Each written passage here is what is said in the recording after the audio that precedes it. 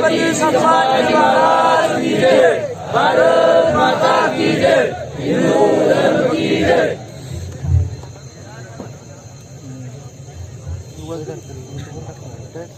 इस 2020 में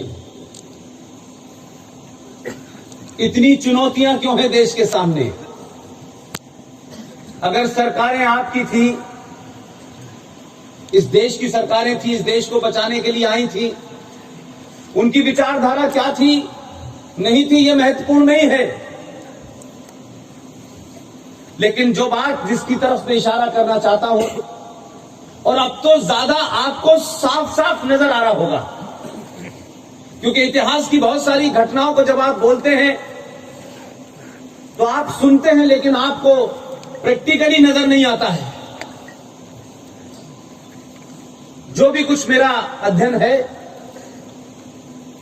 उस बुनियाद पर मैं ये कह सकता हूं कि जो लोग, जो आत्माएं इस धरती पर मौजूद हैं, देश भर में तमाम वो लोग जो इस राष्ट्र को बचाने के लिए रात दिन एक किए हुए हैं, उन तमाम सारे लोगों को इस बात की खुशी होनी चाहिए कि हमने भले ही 1947 के इस आजादी के युद्ध में हिस्सा न लिया हो, लेकिन 1947 और 2020 में बहुत सारी समानता है, और हम अपने सामने इतिहास को घटते भी देख रहे हैं और इतिहास को बनते भी देख रहे हैं। यह मौका नहीं मिलता है, इसलिए मैं बार बार एक ही बात कहना चाहता हूं कि 1000 साल के बाद आपको मौका मिला है। इस प्रकृति ने आपको पूरी तरीके से अपनी आवाज में, साफ शब्दों में, बिना किसी डर के, बिना किसी लाग लपेट के, पूरी बुलंद आवाज में आपको भारत के लिए खड़े होने का जो अवसर मिला है, इसे मत गंवाइए। इतिहास में कुछ क्षण आते हैं, वो क्षण, अगर उस क्षणों का, उन लम्हों का, उन मोमेंट्स का अगर आपने सही उपयोग नहीं किया तो दोबारा आने में कई हजार साल लग जाते हैं। जो गलती हमारे पूर्वजों से हुई है, जिन कारणों से भी हुई है, ये 2020 में गलती नहीं होनी चाहिए। इसलिए अगर आप जागृत हो गए, गुरुजी की देखरेख में पिछले कई सालों से जो ये प्रकल्प चल रहा है, मैं तो सिर्फ यही दुआ कर सकता हूं कि काश इस देश में 50 गुरुजी होते, सिर्फ 50, तो ये देश की स्थिति 1947 जैसी 2020 में नहीं होती। वही ताकतें बदले हुए नामों के साथ, बदले हुए मुखौटों के साथ, वही भाषा, वही सोच संसद के अंदर और संसद के बाहर बोल रही है। लेकिन आज भी हमारा समाज, कई बार मैं सोचता था कि जब भारत का विभाजन हो रहा था, जो षड्यंत्र चल रहे थे, तो इतने करोड़ों लोगों में से कुछ लोगों ने उठ के उसका विरोध क्यों नहीं किया, वो चिल्लाए क्यों नहीं? मुझे ये जवाब 2020 में मिल गया है। आज भी इस देश का एक बड़ा वर्ग विचारधारा के नाम पे, नफे नुकसान के नाम पे राष्ट्र विरोधी ताकतों के साथ खड़ी हुई है। यही हालात तब भी रहे होंगे, राष्ट्रभक्त तब भी थे, लेकिन राष्ट्रभक्त सत्ता पे नहीं थे। मुझे खुशी है कि 85 साल के एक फकीर, एक सन्यासी, एक ऐसा जीवन जीने वाला आदमी जिसको मैं पिछले 2-3 साल पहले एक धोती और एक टोपी में देख रहा हूं। ऐसे लोगों के कारण ये सत्ताएं घबराई हुई हैं। और इसका जो वजह है, जहां मैं आपको ले जाना चाहता हूं, कि आपने संविधान में, संसद में, इस देश की जुडिशरी में ऐसे हालात पैदा कर दिए हैं कि एक न दिखने वाली सत्ता को 70 साल में मजबूत किया गया। उस सत्ता को इस देश को दिखने नहीं दिया गया, लेकिन वो जमीन के अंदर काम करती है। आपने सत्ताएं बदली, लेकिन इस देश की व्यवस्था नहीं बदली, इस देश का निजाम नहीं बदला। मैं मानता हूं कि 70 सालों से ये देश चाहे धीरे था, चाहे तेज था, चाहे लूला था, चाहे लंगड़ा था, लेकिन देश चल रहा था। मैंने आपको बहुत वाज़ेह तौर पे कहा है, बार बार कहता हूं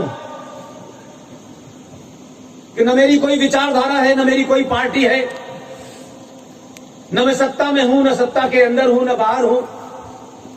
मेरे पूरे इस बातचीत के केंद्र में राष्ट्र है, राष्ट्र है और राष्ट्र है।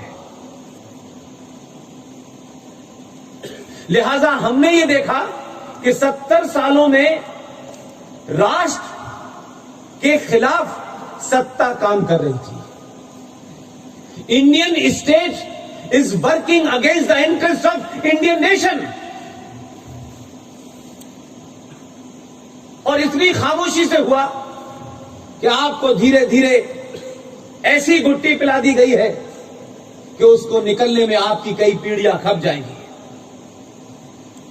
मुझे खुशी है कि गुरुजी के देखरेख में इतना बड़ा जनसैलाब, लाखों करोड़ों लोग जो सुनते हैं, जो उनकी बात को मानते हैं, अनुशासन में रहते हैं, अपने जीवन में अनुशासन को उतारते हैं।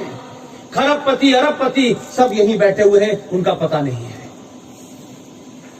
ये कोई जरूर शक्ति है गुरुजी की, जिसके कारण तमाम सारे लोग अपने बड़े बड़े उद्योग छोड़ करके, बड़े बड़े डॉक्टर, बड़े बड़े एमडी गुरुजी के कहने से यहां इकट्ठे होते हैं।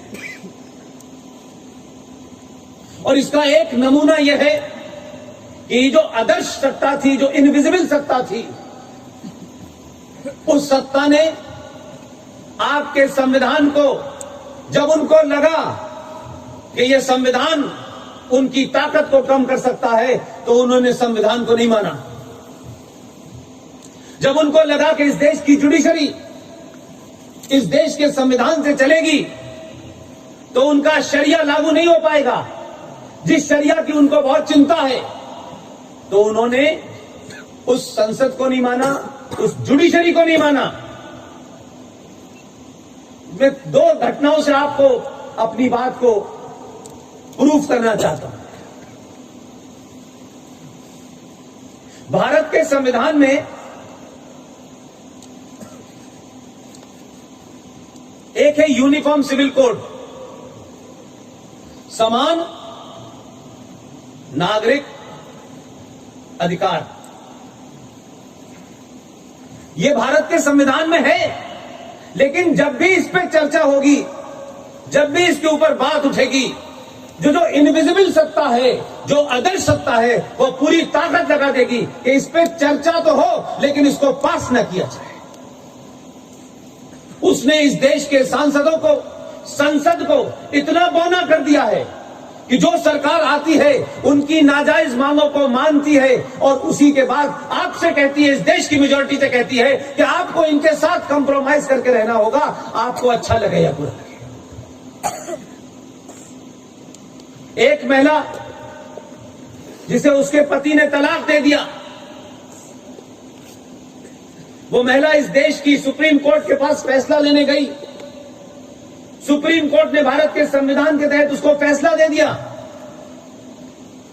वही आदर्श शक्तियां जो संसद में हैं, जो जुडिशरी में हैं, जो पुलिस में हैं, जो समाज में हैं, जिनको संविधान की ताकत मिली हुई है, उन्हीं आदर्श शक्तियों ने सुप्रीम कोर्ट ने जो फैसला दिया शाबानो के केस में,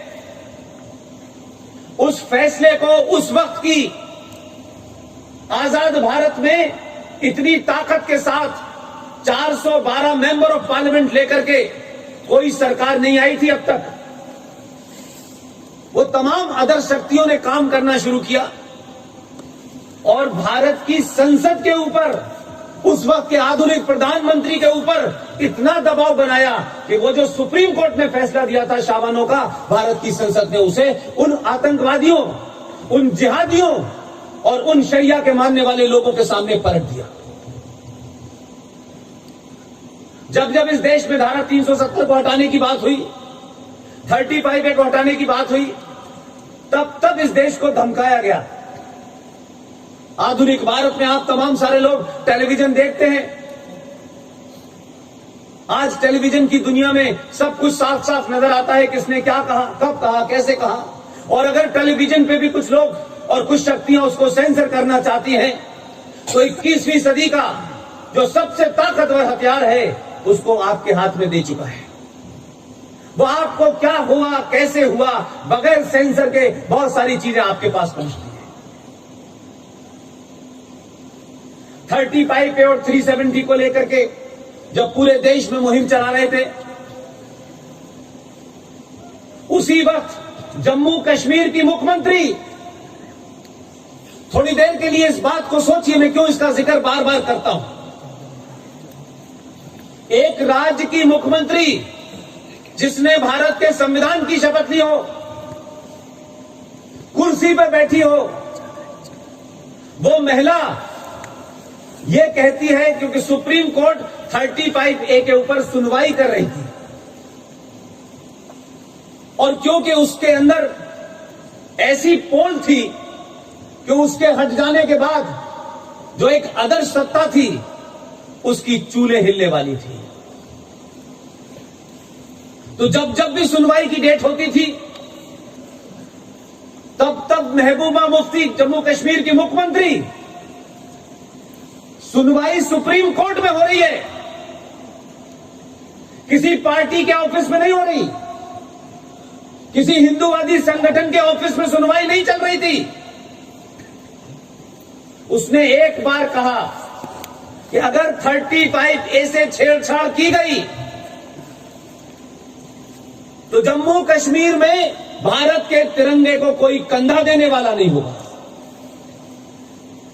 देश चुप रहा, जुडिशरी चुप रही, पुलिस चुप रही। अगर यह बयान कोई शपथ लेकर के दे, उसको अरेस्ट कर लिया जाता। लेकिन उस आदर्श सत्ता की इतनी ताकत थी कि देश ने उस पर चर्चा तक नहीं की। और जब आप चर्चा नहीं करते, सरकारें खामोश रहती हैं और समाज चुप रहता है।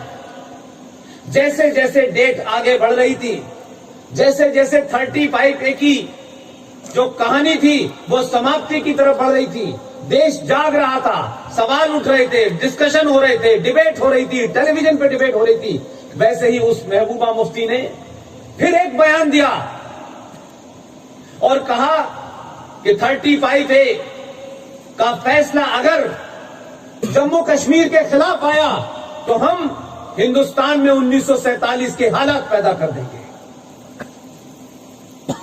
ये कोई ऐसा बयान नहीं है जो उन्होंने कहीं सार्वजनिक मंचों से बोला है, टेलीविजन पे है, यूट्यूब पे जाके ढूंढेंगे आपको मिल जाएगा। न तो सुप्रीम कोर्ट ने इसे कंटेम्प्ट ऑफ कोर्ट माना, न ही देश की सत्ताओं ने उसके खिलाफ कोई प्रस्ताव पारित किया। और जब आप चुप रहते हैं, आप रिएक्ट नहीं करते हैं, तो फिर इस देश के अंदर एक कानून आता है। उस कानून को जानते समझने के बावजूद भी उसको उसकी आड़ में देश को तोड़ने की बात होती है, खुल्लम खुल्ला होती है। मैं इसलिए दो बातों का जिक्र आपसे करना चाहता हूं। लोकसभा की डिबेट आपने देखी, जब भारत की संसद के अंदर ये जो नागरिक संशोधन बिल आया, इस बिल के ऊपर जब चर्चा हो रही थी, और ये बात मैं पूरी ताकत के साथ बार बार सबके सामने शेयर करता हूं, ना तो मीडिया ने इसका संज्ञान लिया, न मैंने किसी टेलीविजन पे डिबेट देखी, न इन बातों की चर्चा हुई। लेकिन मैं जिस बात को कहना चाहता हूं उसको आप जैसे राष्ट्रवादी लोग ज्यादा बेहतर समझ सकते हैं। और मैं ये बात अगर आपको समझाने में कामयाब हो गया तो मैं मानता हूं कि जो पिछले 3 साल से पूरे देश भर में जिन मुद्दों पे मैं बोल रहा हूं, जिन विषय पे मैं बोल रहा हूं, ये देश उससे डरा हुआ था। इस बिल पे चर्चा के दौरान 2 पार्टियों का जिक्र मुझे करना है, बाकी की मुझे कोई फर्क नहीं पड़ता। उन सब के मूल में वोट होगा, वो चाहे सपा हो, चाहे बसपा हो, चाहे जेडीएस हो, वो तमाम दुकानें सेक्युलरिज्म की थी, उन्होंने विरोध किया, मुझे कोई फर्क नहीं पड़ता। 2 पार्टी है, एक जम्मू कश्मीर की पार्टी है जिसको पीडीपी कहते हैं, जिसकी अध्यक्ष महबूबा मुफ्ती है, और एक पार्टी है जिसका नाम आपने सुना था, जिसने इस देश के बंटवारे के लिए मजहब के नाम पे 1947 में वोट मांगा था कि भारत का विभाजन इस्लाम के नाम पे, मुसलमान के नाम पे जो लोग चाहते हैं वो अपना मत दें और जो नहीं चाहते इसके विरोध में दें। उस पार्टी का नाम था All India Muslim League. Khaliquzzaman Mohammad Ali Jinnah इसके तमाम अध्यक्ष रहे, और वोट मांगा गया तो कुल मिलाकर के 475 सीटों में से मुस्लिम लीग को 425 सीटों पे विजय मिली, और यह तय हुआ कि यह मुल्क मजहब के नाम पे बटेगा। और उस वक्त all India Muslim league party के बड़े बड़े नेता, उनका यह कहना था कि भारत में 2 नजरिए हैं, यानी 2 दृष्टियां हैं, 2 नेशन थ्योरी है कि हिंदू और मुसलमान एक साथ नहीं रह सकते। इनका कल्चर अलग है, इनकी सोच अलग है, लिहाजा मुसलमानों को अलग मुल्क मिलना चाहिए। अब तो इस देश में कम्युनिकेशन के दौर में वो तमाम इंटरव्यू जिन्हें आप विजनरी प्रधानमंत्री समझते थे, वो सब आ गए हैं। उनका विजन कैसा था वो सबको दिखाई दे रहा है। मैं जो बात कह करके आपको आज 2020 में लाने वाली चुनौती खड़ी है, उसकी तरफ इशारा करना था। ऑल इंडिया मुस्लिम लीग ने देश बांटा। 1947 में ऑल इंडिया मुस्लिम लीग के ऊपर बैन लगा। आप सबको आरएसएस पे बैन लगा, इस कब की तो सबको पता है, क्योंकि आपके विरोधियों ने एक बैन की बात तो बहुत प्रचारित की, लेकिन मुस्लिम लीग के ऊपर बैन लगा था, इसकी खबर नहीं छपने दी। मुस्लिम लीग बदल गई, ऑल इंडिया मुस्लिम लीग हट गई। अब उसके नाम के आगे से ऑल इंडिया हटा दिया गया। उसका संविधान वही रहा, उसकी सोच वही रही, और उसका नाम बदल के आज आजाद भारत के अंदर उसका नाम हो गया इंडियन यूनियन मुस्लिम लीग। उसके संविधान में कुछ नहीं बदला। पाकिस्तान में कई सारी मुस्लिम लीग बन गई, मुस्लिम लीग नवाज, मुस्लिम लीग मुशर्रफ, हर एक के नाम से मुस्लिम लीग चल रही है। लेकिन जो असल बात है, जिसको शायद आज हमारा देश नहीं सुन पा रहा, जब नागरिक इस अधिनियम के ऊपर संशोधन पे बात हो रही थी, सिटीजन अमेंडमेंट बिल पे बात हो रही थी, तो जो इंडियन यूनियन मुस्लिम लीग जो आज आजाद भारत के अंदर केरला तक सीमित हो गई है, उसकी पार्टी का एमपी जब बोलने के लिए खड़ा हुआ तो ना तो हमारे किसी मेंबर ऑफ पार्लियामेंट ने टोका, न मीडिया में यह बात पूछी गई। जिस पार्टी का चार्टर था कि भारत को 2 हिस्सों में बांट दिया जाए, हिंदू और मुसलमान में, हमने उनकी बात तो मानी, लेकिन मजहब के नाम पे जब यह बटा था तो 98% मुसलमान यहां से नहीं गया।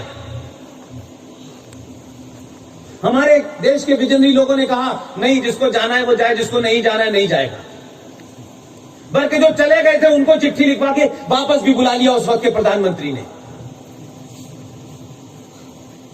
और पूरे देश में मुस्लिम लीग ने घूम घूम के कहा हर मुसलमान को पाकिस्तान में जाना है और हिस्सा लेना है। मात्र 70 साल किसी देश के इतिहास में एक क्षण के बराबर भी नहीं होते। मात्र 70 सालों के अंदर भारत के पार्लियामेंट में इंडियन यूनियन मुस्लिम लीग का मेंबर ऑफ पार्लियामेंट अपने भाषण में कहता है,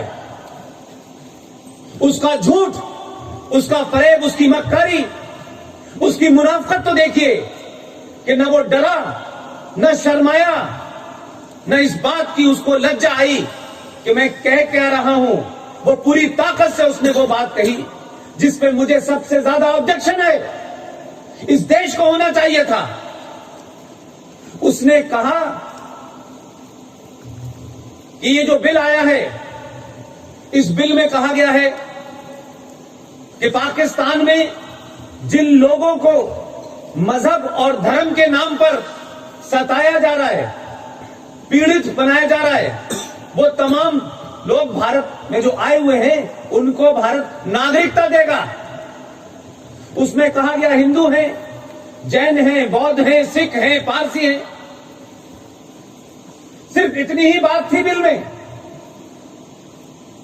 लेकिन इंडियन यूनियन मुस्लिम लीग का मेंबर ऑफ पार्लियामेंट, जिसकी पार्टी ने 70 साल पहले इस देश के 2 टुकड़े कर दिए और 21 लाख लोगों की लाश पे यह देश हमको मिला,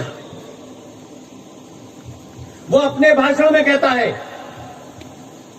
कि गांधी के देश में, बाबा साहब के संविधान में यह कैसे हो सकता है कि आप मजहब के नाम पर लोगों के अंदर डिफरेंस पैदा करें, उन लोगों को 2 अलग नजर से देखें। लिहाजा अगर पाकिस्तान से कोई मुसलमान भी भारत में आके बसना चाहता है तो उसकी भी छूट होनी चाहिए। क्या भारत के किसी शख्स को पब्लिक में, अखबारों पे, डिबेट में यह सवाल नहीं पूछना चाहिए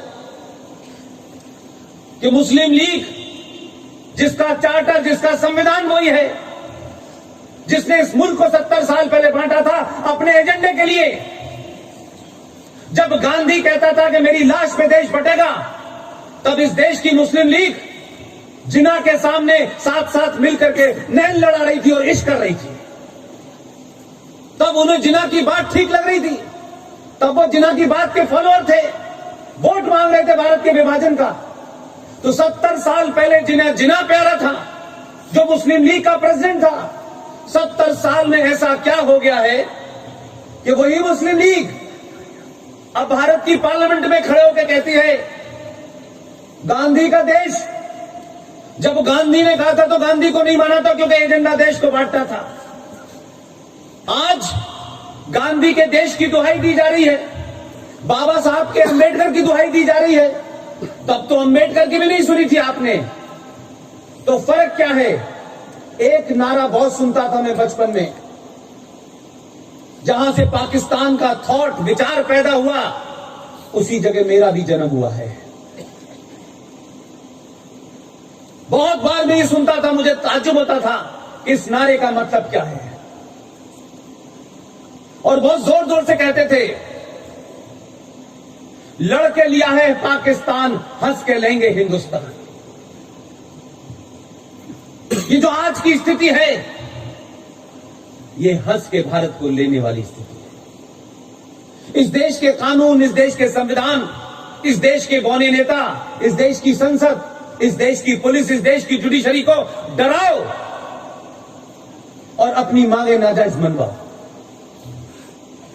वही लोग जिन्होंने देश बांटा वो 70 साल के बाद कहते हैं गांधी का देश है। तो 70 साल पहले कुछ आप और थे, आज कुछ और हैं। आज सिर्फ आप इसलिए बदले हैं कि तब आपको लगता था कि अभी तो मुल्क ले लो, अभी तो एक फौज ले लो, अभी इस्लामिक राज्य बना लो। 70 साल के बाद मूर्ख नेताओं और सोए हुए समाज के कारण इसी संविधान का, इसी देश का, इसी संसद का इस्तेमाल करके हम अगले 50 साल तक एक एजेंडा पे लगेंगे और 70 सालों के बाद यही देश फिर दोबारा से जब हमारी बात नहीं मानेगा तो हम देश में आग लगा देंगे, क्योंकि तब हम 3.5 करोड़ थे, अब हम 33 करोड़ हैं। इसी तरीके से पीडीपी नाम की जो पार्टी है उसके मेंबर ऑफ पार्लियामेंट ने संसद में खड़े होकर के जो कुछ बोला वो तो उनसे भी ज्यादा खतरनाक था। और ये बात बार बार मैं इसलिए कहता हूं, अपने गांव में अपने साथियों से और जो भी मिले बिना डरे, और ये बात मुझे आपसे इसलिए नहीं कहनी चाहिए कि आप छत्रपति महाराज शिवाजी की भूमि पे हैं, आप धन्य हैं कि आपको एक ऐसा गुरु मिला हुआ है जिसने अपना जीवन जी करके बता दिया है कि अभी शिवाजी जिंदा है। जम्मू कश्मीर में आप सब जानते हैं कि जो भारत का नागरिक है वो जरूरी नहीं कि जम्मू कश्मीर का भी नागरिक कहलाएगा।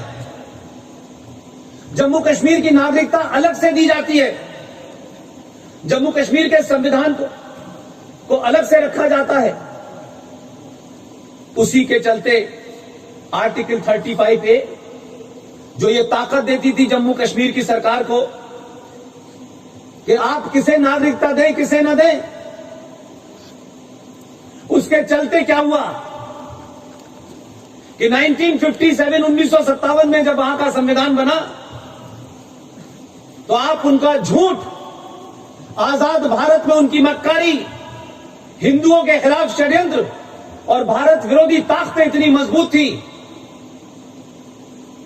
कि ये कानून, ये राष्ट्रपति का आदेश 14 मई 1957 को भारत के संविधान में जोड़ा गया।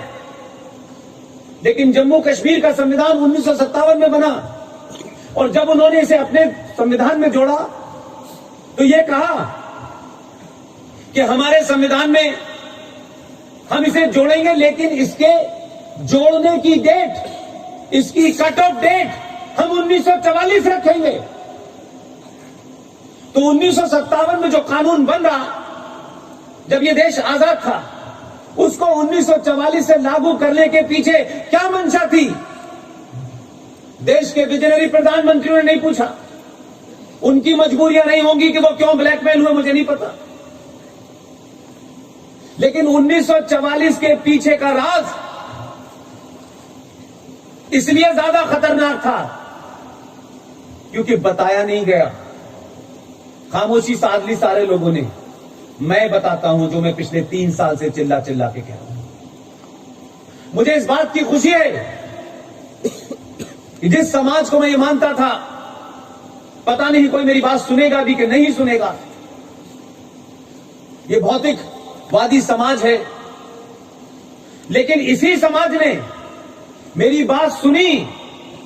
हजारों करोड़ों लोगों ने दबाव बनाया और पहली बार भारत के इतिहास में, राजनीतिक इतिहास में 370 के बाद किसी पार्टी ने अपने मैनिफेस्टो में कहा कि 370 को भी खत्म करेंगे और धारा 35A को भी खत्म करेंगे। लेकिन सवाल यह है कि हम जड़ को नहीं समझना चाहते। अगर आपकी समझ में जड़ नहीं आएगी तो वर्तमान को समझने में आपको बड़ी मुश्किल होगी। इसलिए कुछ कुछ चीजों की जड़ समझिए, वो क्यों चली, कैसे चली। जो 1944 की डेट है वो इसलिए रखी गई कि 1940 में पाकिस्तान के शहर लाहौर के अंदर 23 मार्च 1940 को मुस्लिम लीग ने अपना जो अधिवेशन किया उसमें एक प्रस्ताव पारित किया कि पाकिस्तान बनेगा। 1940 तक जिन समझदार मुसलमानों को इधर उधर जाना था वो आ चुके थे, लेकिन 1944 के बाद जब मारपीट शुरू हुई तो वहां से डोगरा, सिख, बौद्ध, हिंदू, ये तमाम सारे लोग कुल मिलाकर के 5,600 परिवार भाग करके भारत की धरती पे आए, क्योंकि उस वक्त एक ही ट्रेन चलती थी सियालकोट से लेकर के लाहौर तक। तो उस ट्रेन की वजह से हुआ ये कि कोई और रास्ता नहीं था। तो जो 5600 परिवार भागकर आए, लुटे पिटे आए, वो जम्मू कश्मीर में आके रुक गए, और उन 5600 परिवारों में एक भी मुसलमान नहीं था, सारे नॉन मुस्लिम थे, और उसी जम्मू में रहे। तो आपने नागरिकता देने की डेट 1944 इसलिए रखी कि वो जो 5600 परिवार थे उन्हें जम्मू कश्मीर की नागरिकता से वंचित कर दिया जाए। ये सवाल नहीं पूछा। वैसे हमारे यहां छोटी छोटी बात पे डिबेट होती है। उसका परिणाम यह हुआ कि ये देश को नहीं पता कि पिछले 70 सालों से दुनिया के सबसे बड़े, विश्व के सबसे बड़े लोकतंत्र के अंदर एक राज भारत की धरती पे था, जिसका संविधान भी अलग था, जिसका मुख्यमंत्री नहीं होता था, जिसका प्रधानमंत्री होता था। उस राज ने, उन ताकतों ने भारत की संसद में इस सवाल को उठने नहीं दिया, और नेताओं ने इस देश को जागृत नहीं किया। आज वो 5600 परिवारों की गिनती जम्मू के अंदर 7.5 लाख है। वो 7.5 लाख लोग जो 1944 से लेकर के 1954 के बीच में जम्मू कश्मीर में आके बसे, उन्होंने 70 साल में वोट देने का अधिकार उन्हें नहीं मिला। बिना वोट दिए 70 साल से रह रहे थे, बिना नागरिकता के जम्मू कश्मीर में रह रहे थे, और वो नागरिक नहीं थे तो नौकरी नहीं मिल सकती थी, उन्हें वहां कारोबार करने की इजाजत नहीं थी, शादी करने की इजाजत नहीं थी, राज्य सरकार की किसी स्कीम का उनको फायदा नहीं मिलता था। लेकिन इस सोए समाज ने कभी उन 7.5 लाख लोग जो हिंदू थे, जो सनातनी थे, उनकी दुख को कभी पूछा नहीं। नेताओं ने जो किया वो समझ में आता है, इसलिए बार बार मैं सत्ता और नेताओं को दोष नहीं देता हूं, लेकिन जहां समाज सोता है वहां नेता ऐसे ही काम करते हैं। आज सवाल यह नहीं है कि भारत में रहने वाला कोई भी हिंदू, चाहे वो शिवाजी की धरती का हो, चाहे अलीगढ़ यूनिवर्सिटी में पैदा होने वाला कोई मुसलमान हो, जम्मू कश्मीर में 6 अगस्त 2019 से पहले तक जम्मू कश्मीर में जाकर के कारोबार और जमीन नहीं खरीद सकता था, क्योंकि वहां की सरकार जब तक नागरिकता नहीं देगी तब तक आप वहां नहीं जा सकते थे। जो मुद्दे की बात है उसको कनेक्ट करने की कोशिश कर रहा हूं। पीडीपी, जिसका अपना संविधान यह कहता है कि हमें सेल्फ रूल चाहिए, उस पार्टी का एमपी नागरिकता कानून के ऊपर, बिल के ऊपर जब चर्चा चल रही थी, उसने कहा कि यह सरकार मुसलमान विरोधी है, हिंदुओं को, सिखों को, बौद्धों को, पारसियों को, ईसाइयों को तो पाकिस्तान से आने दे रही है, लेकिन मुसलमानों को क्यों नहीं दे रही। अब थोड़ी देर के लिए सोचिए जो मैंने आपको पीछे की बात बताई है। जो भारत की धरती पे है उनका जीडीपी में कंट्रीब्यूशन 0 है। एक सरकार आती है 1 लाख करोड़ देती है, दूसरी सरकार 40,000 करोड़ देती है, तीसरी सरकार 80,000 करोड़ देती है। मेरे और आपके टैक्स से पलने वाले एक राज्य के अंदर उनकी विधानसभा अलग है, उनका संविधान अलग था। उन लोगों ने जो भारत की धरती पर भारतवासियों के टैक्स से पल रहे थे, भारत की संसद लागू नहीं होती थी, उसी देश में, उसी राज्य के अंदर उन्होंने एक आदर्श सत्ता के माध्यम से ऐसी ताकत अख्तियार कर ली थी कि वो भारत के लोगों को अपने राज्य में नहीं घुसने देना चाहते थे, अपने राज्य की नागरिकता तक देना उन्हें मंजूर नहीं था। जरा थोड़ी देर के लिए सोचिए, कितने महान मक्कार हैं वो,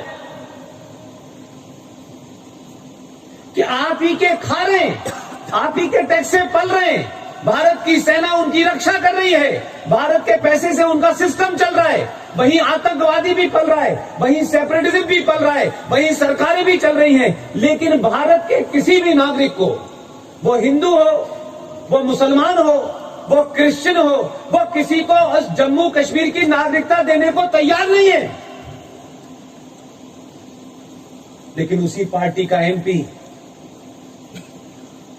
भारत की संसद में खड़े होकर कहता है कि भारत को पाकिस्तान से आने वाले मुसलमान को नागरिकता देनी चाहिए। कैसा लगता है आपको ये बात सुनकर के? ये कमाल कमाल के लोग हैं जो इसी देश में हैं, वो तो अपने देशवासी को नागरिकता देने के लिए तैयार नहीं है, लेकिन भारत से उम्मीद करते हैं कि जो 70 साल पहले जिन जिहादियों ने, जिस इस्लामिक आतंकवादियों ने इस देश को तोड़ करके एक देश बना लिया था, अब उन आतंकवादियों को भारत में नागरिकता दे दी जाए। ये सिर्फ इसलिए हो रहा है कि आप 70 सालों से बोले नहीं, और ये सड़कों पे जो आगजनी हो रही है, ये इसलिए हो रही है कि हम तमाम सारे लोग, गुरुजी ने भी कुछ कहा मुझसे, और बहुत सारे लोगों को मैं ये कहते सुनता हूं, गुरुजी का जो काम है वो कर रहे हैं, और यही वजह है कि लाखों लोग इन पहाड़ियों के बीच में बैठे हैं रात में। लेकिन बहुत सारे लोग दिल्ली से लेकर के पटना और पटना से लेकर लखनऊ बहुत जोर जोर से सुनता हूं, भारत माता की जय, भारत माता की जय। भारत माता की जय कहने से भारत मजबूत नहीं होगा। भारत मां की धरती पे जो गद्दार बैठे हैं उन्हें खत्म करने से होगा। लिहाजा तकलीफ इस बात की नहीं है कि धारा 370 और 35 पे हट गई है, दर्द कुछ और है।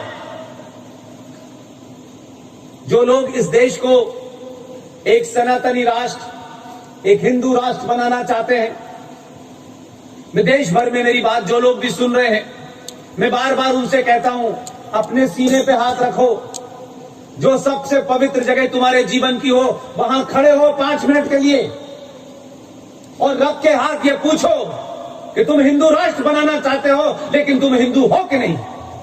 और अगर हिंदू हो तो ये राष्ट्र हिंदू बन चुका, और अगर हिंदू नहीं हो तो हिंदू राष्ट्र नहीं है। क्योंकि आप ना तो पढ़ते हैं, न पढ़ के उन बातों को आगे पहुंचाते हैं। लिहाजा जिस हिंदू राष्ट्र की हम कल्पना करते हैं, जिस हिंदू राष्ट्र को हम बनाना चाहते हैं, उसमें आपने सिर्फ पहली बार 1000 साल के बाद, 1000 साल के बाद आपको बहुत थोड़ा सा बोध हुआ है। सोचें कि आपने इस देश में कभी इस देश को बचाने के लिए, हिंदू राष्ट्र के लिए, सनातन संस्कृति को स्थापित करने के लिए, सनातन को स्थापित करने के लिए क्या कभी वोट दिया था? आपने तो वोट, इस देश में प्याज के दाम महंगे हो जाते हैं तो प्याज पे सरकार को गिरा दिया। पहली बार आपको परिस्थितियों ने उस जगह पहुंचा दिया, हालात आपके सामने ऐसे हो गए कि जितने भी एक्सपेरिमेंट आपने 70 सालों में किए, समाजवाद के नाम पे, वामपंथ के नाम पे, मिलीजुली सरकार के नाम पे, जितना भी हो सकता था, ऊंचा नीचा, अगड़े पिछड़े, हिंदी तमिल, तमाम चीजें इस्तेमाल हो गई। लेकिन 2014 में आपके सामने कोई रास्ता नहीं बचा। 2014 का बहुमत कोई कुछ भी कहे, क्योंकि हमारे देश में लोगों को पॉलिटिकली करेक्ट होने का शौक बहुत है, और अपनी बात कहने के लिए मुझे पॉलिटिकली इनकरेक्ट होने का शौक है। 2014 में पहली बार भारत के लोगों ने, एक बहुत बड़े वर्ग ने पहली बार हिंदू होकर वोट दिया। जब आपने हिंदू होकर वोट दिया तो उसके परिणाम आपके सामने हैं, और लोगों ने आपको चढ़ाया, गाली दी कि ये वोट निगेटिव वोट मिला है, ये भ्रष्टाचार के खिलाफ मिला है, ये 70 साल की कांग्रेस सरकार से नाराजगी के कारण मिला है। लेकिन 14 से लेकर 19 तक बड़े सारे कानून बने, बड़े सारे परिवर्तन हुए, वो भी सारे के सारे इस देश के बहुसंख्यक हिंदुओं को कहीं ना कहीं चोट पहुंचा रहे थे। वो तत्कालिक थे। एक व्यवस्था के बदलने में कुछ तकलीफें होती हैं, लेकिन मेरे लिए उससे बड़ा जो प्रश्न था कि जो समाज छोटी छोटी चीजों पे सरकार गिरा देता हो, जो छोटी छोटी बातों पे मेरा तेरा करता हो, आपने ये साबित कर दिया कि जो आपने बटन 2014 में दबाया था, तमाम तकलीफों के बाद आपने कहा कुछ भी हो जाए हमारी तकलीफ कम है, राष्ट्र की तकलीफ बड़ी है, इसलिए दोबारा से 2019 में आपने उससे ज्यादा बहुमत दिया।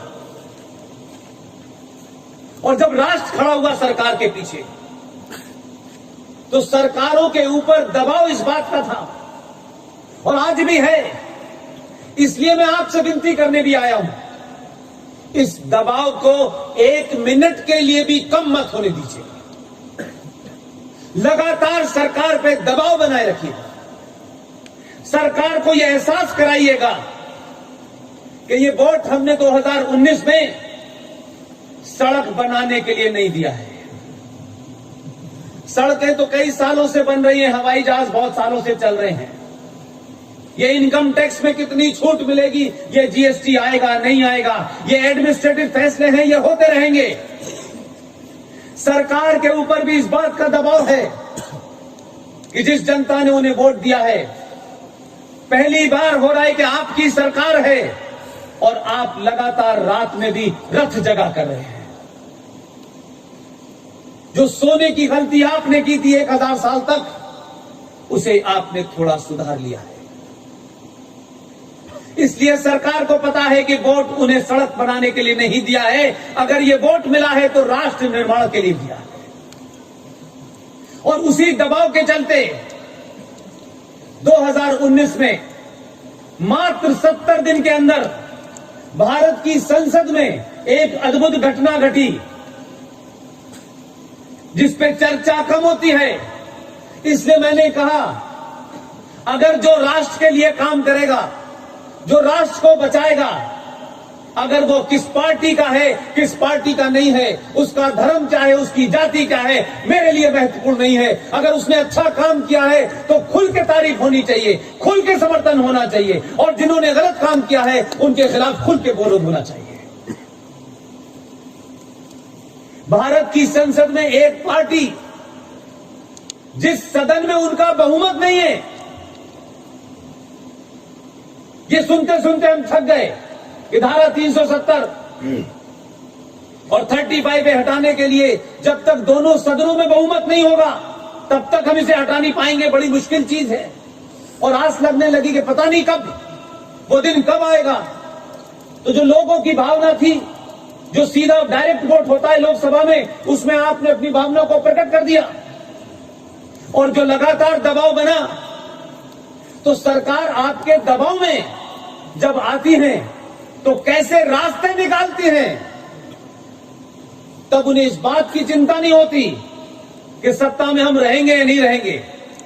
उनको इस बात की चिंता होती है कि 90 करोड़ लोगों ने जिन्होंने वोट दिया है मुझे, मेरा एक एक पल गिन रहे हैं, भारत की संसद में जिस सदन में बहुमत नहीं था इस सरकार का, सबसे डिफिकल्ट, सबसे ज्यादा विवादास्पद, जिस पे तमाम शक्तियां, अंतर्राष्ट्रीय शक्तियां भी लगी हुई थी, बिना देश को बताए हुए बहुत खामोशी से जिस राज्यसभा में उनका बहुमत नहीं था उसमें वो लाए और 24 घंटे में वहां से पारित करा दिया। लोगों को नहीं समझ आया कि ये खेल कैसे हुआ। मैं समझता हूं कि राष्ट्र को जानने की जरूरत नहीं है, कुछ बातें राज रहने दीजिए। अगर फैसला हमारे हक में है तो वो राज ही अच्छा है। और जब राज्यसभा में पास हो गया तो जो विरोधी लोग थे वो इस बात से मायूस थे कि वहां तो इनके 303 है, वहां कौन रोकने वाला है। तो धारा 370 और 35 पे जब हटा तो ये एक ऐसा कदम है, इसको सिर्फ धाराओं का हटना मत समझिए। इसके हटने से कुछ हिंदुओं को नागरिकता मिल जाएगी, ये भी मैं नहीं बहुत महत्वपूर्ण मानता हूं। इसलिए इसकी सही व्याख्या कीजिए। 1947 के बाद आजाद और लोकतंत्र भारत के अंदर अगर भारत की सत्ता झुकी, भारत का संविधान झुका, भारत के समाज को झुकाया गया, उस राज्य का नाम था जम्मू कश्मीर। धारा 370 और 35 पे नहीं हटी है। असल मुद्दा कुछ और है। उसको और ब्रॉडर सेंस में अगर मैं कहूं, 722 और 12 के आसपास जिस जनगण मन को आप गाते हैं, उसी जनगण मन के अंदर एक सिंध नाम का प्रांत था भारत का, जो पाकिस्तान के पास चला गया। इसलिए मैंने शुरू में कहा कि अगर इतिहास सही पढ़ाया जाता, इतिहास में छत्रपति शिवाजी के गौरव की गाथा, जिन्होंने विश्व को पहला गोरिल्ला युद्ध सिखाया, अगर ये बातें लिखी जाती। मैंने इसीलिए कहा, मैं पूना में था पिछले दिनों, वहां मुझे अफजल खां का जो वध हुआ था उस दिन की महत्वता के बारे में उस वक्त मुझे बुलाया गया था। मैंने तब भी ये बात कही थी और अपने इस संबोधन में शुरू में भी ये बात कही कि सही इतिहास पढ़ लेते, कौन इस देश के विलेन थे और कौन इस देश के हीरो थे। अगर सुभाष बाबू का सही इतिहास पढ़ाया जाता तो फिर यह बताना पड़ता कि 21 अक्टूबर 1943 को नॉर्थ ईस्ट के शहर मोयान के अंदर Indian National Army Netaji Subhash Chandra Bose के साथ चल के आई और पूरे नॉर्थ ईस्ट पे कब्जा कर लिया। और 21 अक्टूबर 1943 को यूनाइटेड भारत में, अखंड भारत में एक शख्स ने करेंसी जारी की, उसने बैंक जारी किया, पासपोर्ट जारी किया और भारत के आजादी की घोषणा ब्रिटिश सरकार के होने के बावजूद की। दुनिया के 11 देशों ने, जिसमें उस वक्त का सबसे ताकतवर मुल्क यूएसएसआर, जिसे आज आप रूस के नाम से जानते हैं, 11 देशों ने मान्यता दी। लेकिन क्या हुआ? वो कौन लोग थे कि 1943 में जिस आदमी ने भारत की आजादी की घोषणा कर दी हो, प्राइम मिनिस्टर की घोषणा हो गई हो, सरकार बन गई हो, 1943 से चल के 1947 में वो आदमी गायब हो गया। कोई कहता है जहाज में मारा गया, कोई कुछ कहता है, लेकिन इस देश में जो जघन्य अपराध हुआ उसके सिर्फ एक लाइन बोलना चाहता हूं। सुभाष चंद्र बोस ने अपने कमांडर शौकत मलिक से यह कहा कि आप आजाद हिंद फौज के साथ में यहां से मार्च करें मोयान से और कदम कदम बढ़ाए जा, खुशी के गीत गाए जा। ये जो उनका गाना था, कहा कि इसके साथ मार्च करते हुए आप मोयान से दिल्ली जाइए, लाल किले पे झंडा फहराइए। शौकत मलिक भी कहां गायब हो गए नहीं पता चला। लेकिन आजाद भारत में मैं इस बात से खुश हूं और आप सबके सामने ये बात शेयर करने से मैं बार बार अपने आप को रोक नहीं पाता कि हमें पता चल गया कि किसने सुभाष को गायब किया था, किसने कमांडर शौकत को गायब किया था। एक लंबी लड़ाई के बाद मेजर जनरल जीडी बख्शी, जिन्हें आप तमाम सब लोग टेलीविजन पर देखते हैं, कर्नल आरएसएन सिंह जो रॉ के पूर्व डायरेक्टर हैं, सुशील पंडित हो, ललित अंबरदार हो और तमाम दीगर दूसरे लोग हो, कैप्टन रिजवी हो, ये तमाम सारे लोगों ने एक लंबी लड़ाई लड़ी और सारे डॉक्यूमेंट भारत सरकार के सामने लाके दे दिए और कहा कि ये कोई डॉक्यूमेंट भारत का नहीं है, दुनिया में जो डॉक्यूमेंट है ये है। उन डॉक्यूमेंट के बाद भारत के प्रधानमंत्री ने कहा कि बात आपकी सही है। जब सारे तथ्य परख लिए उन्होंने, तो 21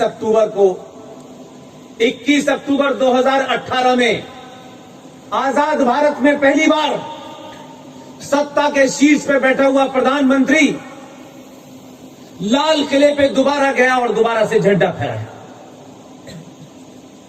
उन ताकतों को ये बर्दाश्त नहीं था, ये काबिले कबूल नहीं था। इसलिए मैं बताता हूं आपको, भारत का प्रधानमंत्री जब अपने निवास 7 लोक कल्याण मार्ग से जब अपनी गाड़ी में बैठा, सब चीजें रिकॉर्ड पे हैं, कुछ ऐसा नहीं है कि सिर्फ मुझे ही पता है, आपको पता नहीं है। हो सकता है आपका ध्यान न गया हो। 7 लोक निर्माण से जब वो निकले और लाल किले पे झंडा फहराने जा रहे थे, तो उन्होंने एक ट्वीट किया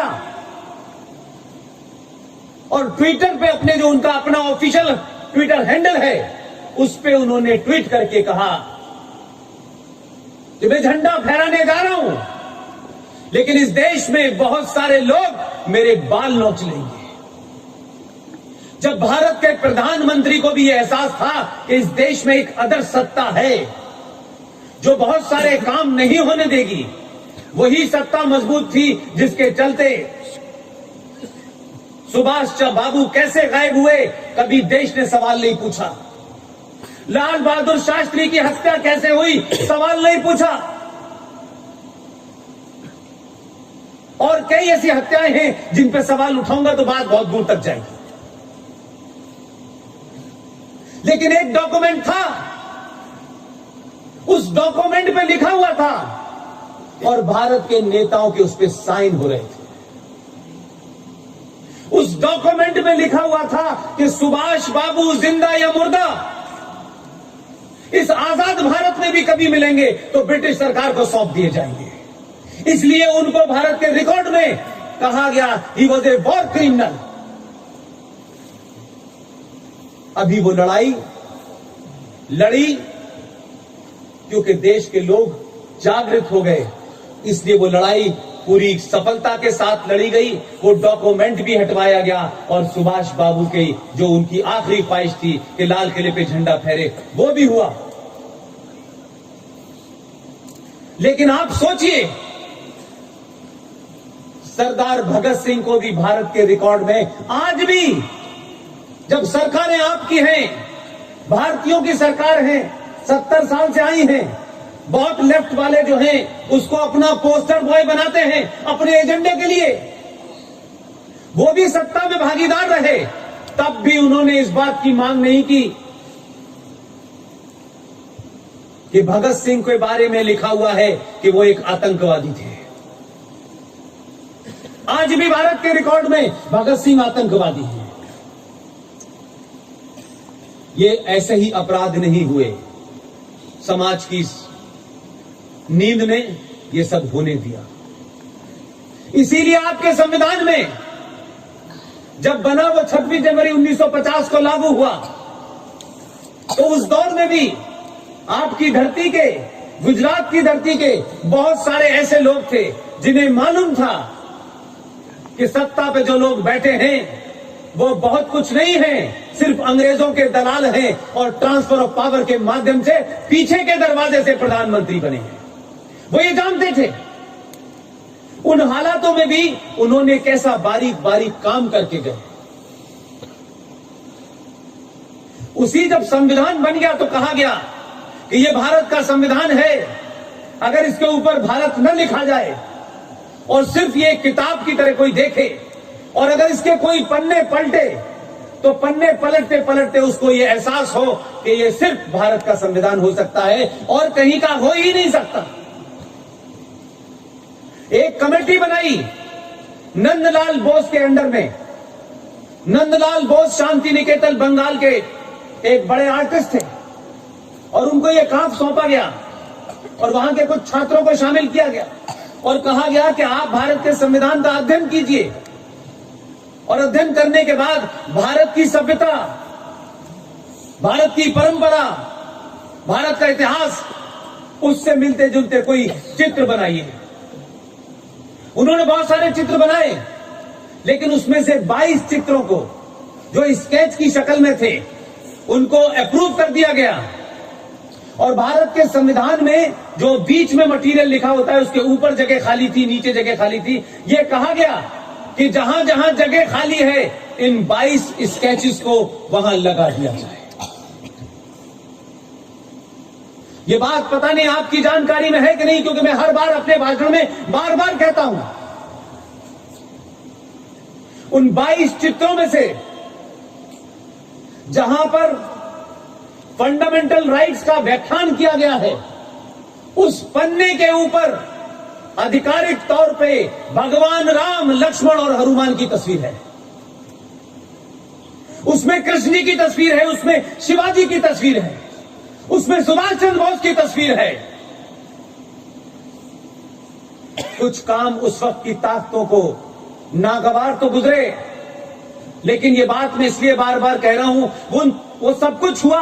आधिकारिक तौर पे भारत का जो ओरिजिनल संविधान है उसमें वो 22 चित्र मौजूद हैं, लेकिन जैसे जैसे उस ताकत से बाहर निकले गए, पटेल जी चले गए, तिलक चले गए थे पहले, मुंशी जी चले गए, बहुत सारे लोग जब ताकत निकल गई और जब उनकी मनमानी हुई तो इस देश ने पूछा नहीं कि जिस संविधान को भारत की संसद ने अप्रूव कर दिया हो वो संविधान की ओरिजिनल कॉपी हो, किसके इशारे पर भारत के संविधान से भारत की सभ्यता, भारत की परंपरा, भारत का धर्म, उन तमाम 22 चित्रों को रातों रात हटा दिया गया। ये पूछना चाहिए देश को। इसलिए मैंने कहा समाज से जो गलतियां हुई हैं उसको दोहराने का समय नहीं है, बल्कि तीव्रता के साथ आपको खड़े होकर चिल्लाने का समय मिला है। मैं बार बार यह भी कहता हूं कि अगर आप लिख सकते हैं तो लिखिए, बोल सकते हैं तो बोलिए और चिल्ला सकते हैं तो चिल्लाइए, और अगर आप ये भी नहीं कर सकते तो जो चिल्ला रहा है उसके साथ खड़े हो जाइए। कोई एक भूमिका तय कर लीजिए अपनी, और पहले तय करिए कि जब तक हमारी जो भी संस्कृति थी, हम 5000 साल पुराने सनातन के मानने वाले थे। हमारा किसी इतिहास में ऐसा कोई जिक्र नहीं है कि हमने किसी औरत को उठाया हो, हमने किसी की धरती पे कब्जा किया हो, हमने किसी के देश को लूटा हो। हमारा कोई इतिहास ऐसा नहीं मिलता है। उसके बावजूद भी जिनकी किताब ये कहती है कि युद्ध में अगर आपने हीरे जवाहरात लूटे हो, युद्ध में आपने अगर हथियार लूटे हो, युद्ध में आपने अगर औरतों को लूटा हो, तो औरतों का भी बराबर का हिस्सा बांट होता है। आप किस संस्कृति से लड़ रहे हैं, किस सोच से लड़ रहे हैं? इसलिए मैं बार बार कहता हूं, यह महत्वपूर्ण नहीं है कि आप महाभारत पढ़ें, रामायण पढ़ें, वो तो कहीं ना कहीं आप पढ़ भी सकते हैं, सुन भी सकते हैं। जिस किताब की वजह से दो अलग अलग सभ्यताएं पैदा होती हैं।